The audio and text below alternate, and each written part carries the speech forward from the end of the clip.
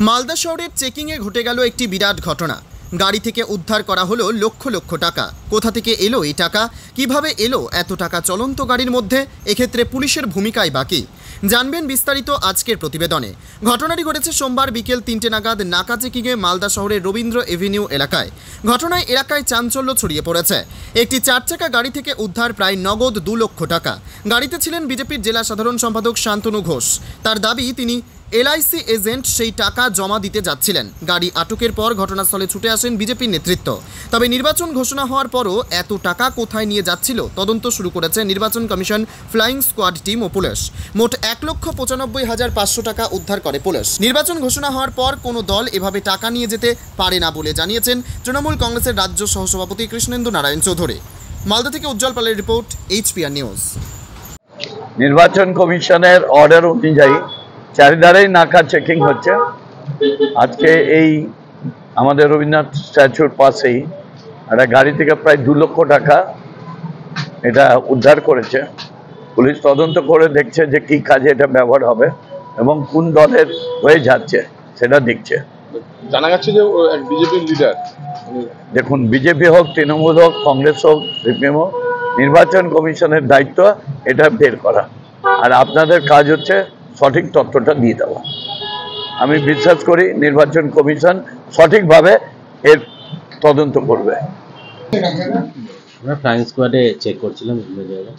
আজকে এখানে একটা গাড়ি চেকিংয়ের সময় ধরা পড়ে এবং সেখানে চেক করতে গিয়ে একজনের কাছে 1,95,500 টাকা ধরা পড়ে। সে কোনো প্রমাণ না দেখাতে পারেনি। আমরা সেটা ডিস্ট্রিক্ট যে ক্যাশ কমিটি, রিলিজ কমিটি আছে সেখানে আমরা পাঠিয়ে দিয়েছি। ডিস্ট্রিক্ট গ্রিভেন্স কমিটি সেখানে বাকিটা দেখবে। উনি যেটা বলছেন সেটা ব্যবসার টাকা বলছেন, কিন্তু তার সপক্ষে উনি কোনো ডকুমেন্ট শো করতে পারেননি আমাদের কাছে। কত অ্যামাউন্ট? 1,95,500 টাকা। তো উনি কোনো দলের লিডার? না, আমরা এখনো কোনো করতে পারিনি। দীপঙ্কর কর্মকার, FST 10। টাকা কোথায় নিয়ে যাচ্ছিলেন, কত টাকা নিয়ে যাচ্ছিলেন? আমার ওই অ্যাবাউট 2 লাখ ছিল,